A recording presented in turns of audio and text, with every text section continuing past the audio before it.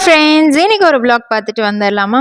இது வந்து நேற்று எடுத்த வீடியோ தாங்க. கொடிஷியாவில் அக்ரி எக்ஸ்போ வந்து ஆரம்பிச்சாச்சு. ஜூலை 10லேருந்து 14 வரைக்கும் வந்து அக்ரி இன்டெக்ஸ் வந்து நடக்க போகுதுங்க. முதல் நாளே வந்து போயாச்சு. ஒரு வருஷமாக வெயிட் பண்ணிட்டு இருக்கிறதாச்சு, எப்படா வரும் அப்படின்ட்டு. கரெக்டாக வந்து 10ஆம் தேதி ஆரம்பித்த உடனே வந்து ஓடியாச்சு. காலையிலேயே போய் பார்த்துட்டு என்னென்ன வேணுமோ வாங்கிட்டு வந்துடலாம் அப்படின்னு சொல்லிட்டு முன்னாடியே பிளான் பண்ணி வச்சு தான் போனது. போய் ஒரு சில செடிங்க வந்து கண்டிப்பாக வாங்கியே ஆகணும் அப்படிங்கிற ஒரு நோக்கத்தில் தாங்க கிளம்பியே போனேன். தம்பிக்கு பாப்பாவுக்கு ஸ்கூல் இருக்கிறனால அவங்களுக்கு ஸ்கூலுக்கு தாட்டி விட்டு போட்டு அதுக்கப்புறம் தான் நாங்கள் வந்து கிளம்பி போனதே. கூட்டம் ஒரு அளவுக்கு தாங்க இருந்துச்சு. சனி ஞாயிறு அப்படின்னா தான் கூட்டம் வந்து நிறையா இருக்கும். பார்க் பண்ணுறதுக்கே வந்து இடம் இருக்காது. உள்ளேயும் ஃபுல்லாயிரும், வெளியிலையும் வந்து பார்க் பண்ண இடம் கிடைக்காது. அந்தளவு கூட்டம் வந்துடும்.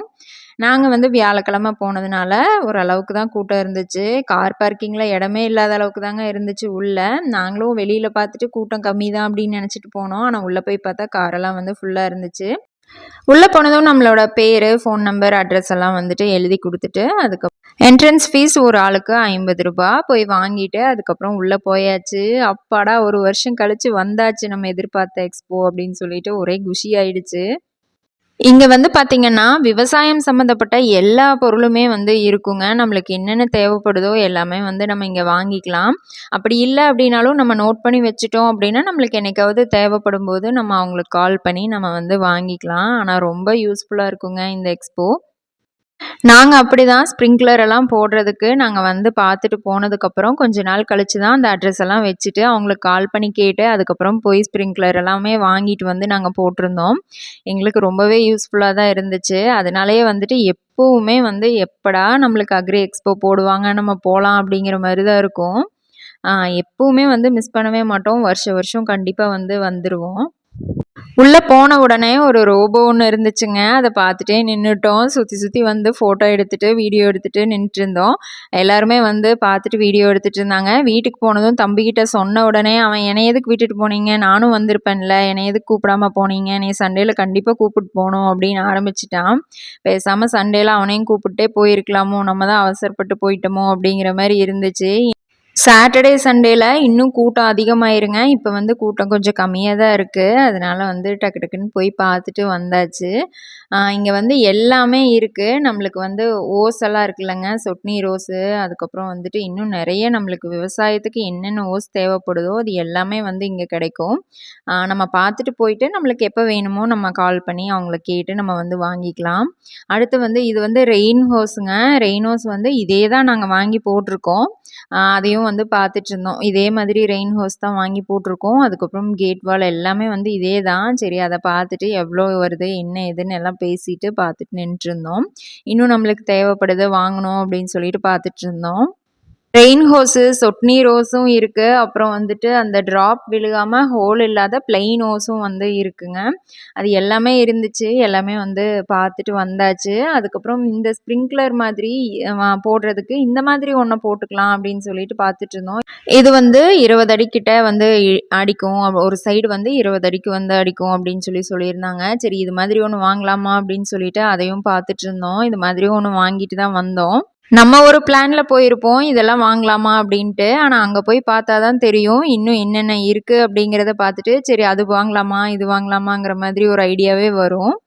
அந்த மாதிரி தான் வந்து நேற்று போயிட்டு நிறையா வந்துட்டு அப்படியே வாங்கிட்டு வந்தாச்சு. ஐயப்பா பிளாஸ்டிக்ஸில் வந்து நிறையா ஸ்ப்ரிங்க்லர்ஸ் வந்து வச்சுருக்காங்க. விதவிதமாக இருக்குங்க. அதுலேயும் அப்படியே எல்லாத்துலேயும் ஒன்று வாங்கலாமா அப்படின்னு பார்த்துட்டு தான் பேசிகிட்டு இருந்தோம். நாங்கள் வந்து இவங்கக்கிட்ட தான் வந்து இதுக்கு முன்னாடி ஸ்ப்ரிங்க்லர் எல்லாமே வந்து வாங்கினது இவங்கக்கிட்ட தான் வாங்கியிருந்தோம். ரெயின் ஹவுஸும் இவங்கக்கிட்ட தாங்க வாங்கியிருந்தோம். இவங்களோட அட்ரஸ் வந்து எங்ககிட்ட இல்லை. ஒரு டைம் வந்து கொடிஷியா வந்துட்டு தான் பார்த்து இவங்களுக்கு கால் பண்ணி கேட்டு தான் நாங்கள் போய் வாங்கிட்டு வந்தோம். திரும்ப வந்துட்டு இவங்கக்கிட்ட தான் வந்து இன்னும் நிறைய வந்து கனெக்டர் எல்லாமே வாங்கியிருந்தோம். கனெக்டரு, அதுக்கப்புறம் க்ளோஸ் பண்ணுற டேப்பும் நிறைய தேவைப்படுது அப்படின்னு சொல்லிட்டு அதுவும் வாங்கிட்டு ஸ்ப்ரிங்க்லரும் வந்து வாங்கிட்டு வந்திருந்தோம். அடுத்து வந்துட்டு நம்ம மொபைல்லே கனெக்ட் பண்ணக்கூடிய சோலாரில் வந்து இருக்கிற இரிகேஷன் தாங்க பார்த்துட்ருக்கோம். இது வந்து கிணத்துல வந்து போட முடியாது. நம்ம தொட்டி மாதிரி கட்டி அதுக்கப்புறம் அதில் தான் நம்ம வந்து போட்டுக்கணும். நம்ம மொபைல்லே வந்து ஆப்ரேட் பண்ணிக்கிற மாதிரி வந்து சொல்லிட்டு இருந்தாங்க. அதையும் எல்லாம் கேட்டுட்டு சரி நம்மளுக்கு வந்து போருக்கு தேவைப்படுமே அப்படின்னு சொல்லிட்டு கேட்டிருந்தோம். கேட்டுட்டு என்னென்ன தேவைப்படுதோ நம்ம அதெல்லாம் வந்து தெரிஞ்சு வச்சுட்டு நம்ம டக்குன்னு வந்து அது போடும்போது நம்ம இது பண்ணிக்கணும். அதுக்கப்புறம் செடிங்கெல்லாம் கட் பண்ணுற கட்டரும் வந்து இருந்துச்சுங்க. அதுவே வந்து நிறைய வகையாக இருந்துச்சு. சின்னது பெருசு அப்படின்னு சொல்லிட்டு நிறையா வகையாக இருந்தது. பெரிய பெரிய செடியெல்லாம் கட் பண்ணுறதுக்கு கூட வச்சுருந்தாங்க. அது மட்டும் இல்லாமல் பெரிய சல்லை வச்சுருந்தாங்க. அது எங்கே பார்த்தாலும் வந்து இருந்துச்சு. நிறைய பேரும் வாங்கிட்டும் போயிருந்தாங்க. அந்த சல்லை வாங்கிட்டோம் அப்படின்னா வந்து நம்ம தென்னை மரத்தில் தேங்காயும் போட்டுக்கலாம். அதுக்கப்புறம் மட்டையெல்லாம் தொங்கிட்டுருக்கு அப்படின்னா அதையும் இழுத்து க்ளீன் பண்ணிக்கலாம். அதுக்கப்புறம் பாலை எல்லாமே வந்து நம்ம க்ளீன் பண்ணுறதுக்கு யூஸ் ஆகும். பலாப்பழம் மாம்பழம் எல்லாம் பறிக்கிறதுக்குமே வந்து யூஸ் ஆகும். நம்ம ஃப்ரூட்ஸ் எல்லாம் பறிச்சுக்கிற மாதிரியும் கொடுத்துருந்தாங்க அதில். அதுக்கப்புறம் சல்லையும் வந்து இருக்கும். அந்த கொக்கி கத்தி இருக்குல்லங்க, அதுவும் வந்து இருக்கும். அது வந்து கிட்டத்தட்ட வந்து 20 அடியிலேருந்து 25 அடி வந்து நம்ம ஹைட் வச்சுக்கலாம். நம்மளோட ஹைட்லேருந்து நம்ம மேலே தூக்கி தானே வைக்க போகிறோம். அப்போ வந்து ஒரு 4 அடி சேர்ந்து 4-5 அடி சேர்ந்து தான் நம்மளுக்கு வந்து கிடைக்கும். அப்போ நல்லாவே ஹைட்டாக இருக்கும். இது மாதிரி இருந்துச்சு அப்படின்னா நம்மளே வந்து போட்டுக்கலாம். தேங்காய் போடுறதுக்கெல்லாம் வந்து ஆள் வந்து இப்போ சரியாக கிடைக்கிறது இல்லைங்க. அதனால வந்து இந்த மாதிரி ஒரு சல்லை வாங்கணும் அப்படின்னு சொல்லிட்டு பேசிகிட்டு இருந்தோம். கண்டிப்பாக வந்து வாங்கணும். யாரை பார்த்தாலும் வந்து இது தேவைப்படுது அப்படின்னு சொல்லிட்டு வாங்கிட்டு போயிருந்தாங்க. கண்டிப்பாக நம்மளுக்கும் அது தேவைப்படும் தான் அப்படின்னு சொல்லிட்டு பேசிட்டு பார்த்துட்டு இருந்தோம். சாஃப் கட்டரும் நிறைய ஸ்டாலில் இருந்துச்சுங்க. அதையும் பார்த்துட்டு கண்டிப்பாக ஆடு மாட்டுக்கு வந்து தேவைப்படும். அப்போ தான் வந்து தீவனம் வேஸ்ட் ஆகாமல் சாப்பிடும் அப்படின்ட்டு அதையும் பார்த்துட்டு இருந்தோம். ரேட்டெல்லாம் விசாரிச்சுட்டு இருந்தோம். இதெல்லாமே வந்து பார்த்திங்கன்னா கத்திங்கெல்லாம் வந்து நிறைய வச்சுருந்தாங்க. கத்தி, அருவாள், கொடுவாள் எல்லாமே வந்து வச்சுருந்தாங்க. சல்லைக்கு கட்டுறோம் இல்லைங்க கத்தி, அந்த கத்திங்களும் வச்சுருந்தாங்க. அது எல்லாமே வந்து நிறைய சைஸில் வந்து வச்சுருந்தாங்க. கொஞ்சம் ஓரளவு பெருசா, அதுக்கப்புறம் ரொம்ப குட்டியா இந்த மாதிரியெல்லாம் வச்சுருந்தாங்க. பயங்கர ஷார்ப்பாக இருந்துச்சு. இந்த மாதிரி தேவைப்படுது அப்படின்னாலும் நம்ம வந்து வாங்கிக்கலாம். சல்லையில் வந்து நம்ம இதை வந்து வச்சு அப்படியே கட்டிக்கலாம். நம்ம உள்ளே போயிட்டோம் அப்படின்னா நம்மளுக்கு என்னென்ன தேவைப்படுதோ அது அத்தனையுமே வந்து உள்ளே இருக்குங்க. நம்ம பார்த்து பார்த்து நம்ம வாங்கிக்கலாம். இந்த சல்லை தான் வந்து நான் சொன்னேன். கிட்டத்தட்ட வந்துட்டு 30 அடி கிட்ட வச்சுருந்தாங்க. ரொம்ப பெருசாகவும் இருந்துச்சு. நம்மளுக்கு 20 அடி போதும், 25 அடி போதும் அப்படின்னா நம்ம எந்த சைஸில் வேணுமோ அந்த சைஸ் வந்து நம்ம அட்ஜஸ்ட் பண்ணிக்கலாம். அது எல்லாமே வந்து பார்த்துட்டு அதுக்கப்புறம் வந்தாச்சு.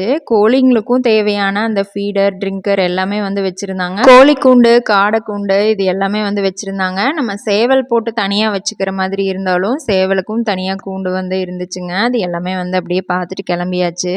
சாஃப் கட்டர், மில்கிங் மிஷின், அதுக்கப்புறம் பவர் வீடர்னு சொல்லிட்டு எல்லாமே இருந்துச்சு. பவர் வீடர் வந்து கண்டிப்பாக நம்மளுக்கு தேவைப்படும். நம்ம வாங்கி தான் ஆகணும் அப்படின்னு சொல்லிட்டு அதையும் போய் விசாரிச்சுட்டு இருந்தோம். உழவு ஓட்டுறதுக்கு தேவையான பவர் வீடர் எல்லாமே வந்து இருந்துச்சுங்க. அதுக்கப்புறம் நம்ம தட்டு வெட்டுவோம்ல அதுக்கும் வந்து வச்சுருந்தாங்க. அது எல்லாமே பார்த்தாச்சு. அதுக்கப்புறம் சாஃப் கட்டர் வந்து பார்த்திங்கன்னா கையிலே வந்து சாஃப் பண்ணுற மாதிரிங்க. அதுக்கு கரண்ட்டெல்லாம் வந்து அதுக்கு தேவைப்படாது. கரண்ட் இல்லாமல் ஹேண்ட்லேயே வந்து சாஃப் பண்ணிக்கிற மாதிரி வந்து கொடுத்துருந்தாங்க. அதுக்கு நம்ம எங்கே வேணுமோ எடுத்துக்கொண்டு போய் வந்து ஃபிக்ஸ் பண்ணிவிட்டு அதுக்கப்புறம் நம்ம வந்து சாஃப் பண்ணி ஆடு மாட்டுக்கு வந்து போட்டுக்கலாம். இன்னொன்று சாஃப் கட்டர் இருந்துச்சு அப்படின்னா நம்மளுக்கு வந்து தீவனம் வேஸ்ட் ஆகாதுங்க. அதுக்கப்புறம் கோழிங்களுக்கு வந்து சாஃப் பண்ணி போடுற மாதிரி குட்டியாகவும் வந்து வச்சுருந்தாங்க. மாடி தோட்டத்துக்கு தேவையான க்ரோ பேக்ஸ் எல்லாமே வந்து வச்சுருந்தாங்க. அதையும் அப்படியே வந்து பார்த்தாச்சு. எல்லாமே வந்து என்னென்ன வேணுமோ எல்லாமே வந்து அங்கே இருக்குங்க. இதெல்லாமே வந்து பார்த்திங்கன்னா சீலிங் மிஷின் தான் வச்சுருந்தாங்க. பேக்கிங் மிஷினும் வந்து வச்சுருந்தாங்க. ஆட்டோமேட்டிக்காக வந்து அப்படியே பேக் பண்ணிக்கிற மாதிரியும் வந்து வச்சுருந்தாங்க.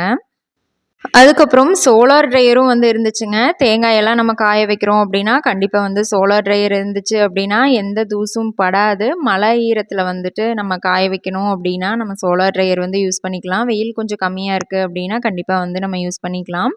அதுக்கப்புறம் ஆர்கானிக் உரமும் வந்து வச்சுருந்தாங்க. அதையும் பார்த்துட்டு கொக்கோ வந்து வச்சுருந்தாங்கங்க. அதை பார்த்ததும் பயங்கர குஷி ஆயிடுச்சு. சரி நம்மளும் போய் தென்னை மரத்துக்குள்ளே வச்சு விடலாம் வாங்க அப்படின்னு சொல்லிட்டு கேட்கறக்கு போனோம்.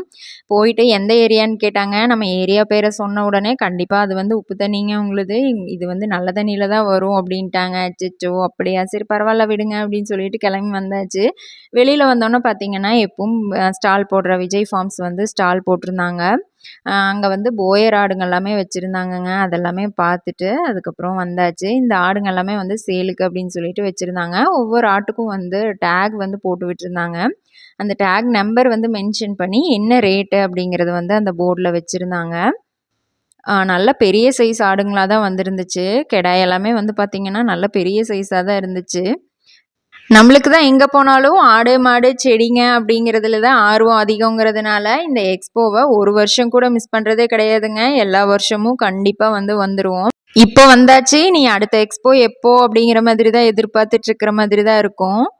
அதுக்கப்புறம் நாட்டு மாடுங்களும் வந்து வச்சுருந்தாங்க. ஃபுல்லாக வந்து எல்லா வகையான நாட்டு மாடுமே வச்சுருந்தாங்க. ஃபஸ்ட் எடுத்ததும் நம்ம காங்கேய மாடு தாங்க இருந்துச்சு. அவ்வளோ கம்பீரமாக படுத்துட்டு இருந்துச்சு காங்கேயம் காலை. போய் பார்த்துட்டு காங்கேய மாடும் வந்து இருந்துச்சுங்க. கன்னுக்குட்டியும் அழகாக படுத்துட்டு இருந்துச்சு. அப்படியே பார்த்துட்டு காங்கிரேஜ் அப்புறம் கிர் எல்லாமே வந்து எல்லா வகையான மாடுங்களும் வச்சுருந்தாங்க. எத்தனை மாடு இருந்தாலும் காங்கேய மாடு தாங்க அவ்வளோ அழகா இருக்குது பார்க்கறக்கு. அதை கொஞ்சம் நேரம் நின்று அப்படியே பார்த்துட்டு இருந்துட்டு கண்ணுக்குட்டியும் பார்த்துட்டு அதுக்கப்புறம் அப்படியே வந்து கிளம்பி வந்தாச்சு. அங்கேயே வந்து பஞ்சகாவியம் எல்லாம் வந்து சேலுக்கு வச்சுருந்தாங்க. ஜீவாமிர்தம் பஞ்சகாவியம் எல்லாமே வந்து சேலுக்கு வச்சுருந்தாங்க. சரி, இனி அடுத்தது நம்ம வந்த வேலையை பார்க்கலாம் அப்படின்னு சொல்லிட்டு உள்ளே போயாச்சு. போனதும் ஃபஸ்ட் எடுத்ததுமே வந்து விதைங்க தாங்க நிறைய இருந்துச்சு. சரி, அதில் என்னென்ன விதை வேணுமோ அதை பார்த்து வாங்கிக்கலாம் அப்படின்னு சொல்லிட்டு போயாச்சு. ஏற்கனவே நம்ம கீரை போட்டிருக்கிறதுனால கீரை விதையெல்லாம் தேவைப்படாது. அதே மாதிரி காய்கறி விதைங்களும் பீக்கங்காய், பாவக்காய், புடலங்காய் எல்லாமே வந்து போட்டு விட்டுருக்கிறனால அந்த விதைகளும் எடுக்க போகிறதில்ல. சொரக்காய் விதை வந்து போட்டு விட்டுருந்தேங்க. அது வந்து முளைச்சே வரல. அதனால சொரக்காய் விதை மட்டும் எடுத்துக்கலாம் அப்படின்னு சொல்லிட்டு அதை எடுத்தாச்சு. அப்புறம் நீட்ட புடலங்காய் வந்து அந்த வரி புடலை இருக்குல்லங்க, அது மட்டும் எடுக்கணும் அப்படின்னு சொல்லிட்டு அதையும் பார்த்துட்டு இருந்தேன். எடுக்க போனது என்னமோ ஒரு 4-5 விதை தான். ஆனால் நிறைய விதை வந்து கண்ணில் பார்த்ததெல்லாம் வந்து எடுத்துகிட்டு வந்தாச்சு. இதில் ரொம்ப ஆர்வமாக எடுத்த விதைன்னு பார்த்தீங்கன்னா மயில்கீரை வந்து எடுத்துகிட்டு வந்தேங்க. அது பார்க்குறக்கே வந்து அவ்வளோ அழகாக இருக்கும். அதனால மயில்கீரை விதை வந்து கிடைக்கவே இல்லைன்னு சொல்லிட்டு அதை வந்து எடுத்துகிட்டு வந்தாச்சு. அதுக்கப்புறம் வந்து மெயினாக போனதே கோவக்காய் செடி வாங்குறதுக்காக தான் போனது. ஏற்கனவே நம்ம வீட்டில் இருந்தது வந்து அப்படியே பார்க்காம உழவோட்டி விட்டாங்க. அதனால அந்த செடியே போயிருச்சு. அதனால கோவக்காய் செடி வந்து ஒரு செடி போனதுக்கு 2 செடியாக வாங்கிட்டு வந்தாச்சு. அதை தேடி தேடி முதல் வேலையாக அந்த செடியை தான் பார்த்து எடுத்தேன். அதை பார்த்து முடிச்சுட்டு அப்படியே இந்த பக்கம் வந்ததும் அப்படியே கோழிங்களுக்கு வந்து கூண்டெல்லாம் வச்சுருந்தாங்க. காடை, கோழி, அதுக்கப்புறம் சேவலுக்கு தனியாக நம்ம சேவல் வளர்த்துவோம்ல, சேவலுக்கு, முயலுக்கு, அதுக்கப்புறம் ஆட்டு தீவன தொட்டின்னு சொல்லிட்டு எல்லாமே வந்து வச்சுருந்தாங்க. அளவெல்லாம் போட்டு வச்சுருந்தாங்க. அதையும் எல்லாம் அப்படியே பார்த்துட்டு வெளியில் வந்தாச்சு. வந்ததும் பார்த்தீங்கன்னா ஃபுல்லாக வந்து செடிங்க தாங்க இருந்துச்சு. ஏற்கனவே மிளகா, கத்திரி, தக்காளி விதை எல்லாமே போட்டுட்டு முளைச்சிருச்சுங்க. மிளகா விதை மட்டும் சரியாக முளைக்கவே இல்லை. அதனால மிளகா நாற்று வாங்கிட்டு போயிடலாம் அப்படின்னு சொல்லிட்டு வந்தேன். இங்கே வந்து நாற்றுங்க நிறையவே இருக்கும். எல்லா வகையான நாற்றுமே கிடைக்குங்க. போன வருஷம் கத்திரி நாற்றும் மிளகா நாற்றும் வாங்கிட்டு போய் வச்சுருந்தேன். மிளகா செடி வந்து இன்னுமே காய்ச்சிட்டு இருக்குங்க. 1 வருஷமே ஆச்சு. போன வருஷம் கொடிசியால அக்ரி எக்ஸ்போல தான் வாங்கினது. இன்னுமே வந்து காய்ச்சிட்டு தான் இருக்குது. மிளகா பறிச்சுட்டு தான் இருக்கிறோம். அதனால சரி மிளகா நாற்று வாங்கிட்டு போயிடலாம் அப்படின்னு சொல்லிட்டு வந்து பார்த்தா 7 வகையான கத்திரி நாற்றும் இருந்துச்சு. மிளகா நாற்று, தக்காளி நாற்று, அதுக்கப்புறம் வெள்ளரிக்காய் நாற்றும் கூட இருந்துச்சுங்க. அதுக்கப்புறம் மோரிஸ் பழ நாற்றும் வந்து இருந்துச்சு. சரி அதை வாங்கணும் அப்படின்னு சொல்லிட்டு வாங்கிட்டு பப்பாளி நாற்றெல்லாம் வாங்கிட்டு என்னென்ன வேணுமோ வாங்கிட்டு அதுக்கப்புறம் நேந்திர கன்று மட்டும் வாங்கணுங்க. அதை வந்து தேடி போயாச்சு.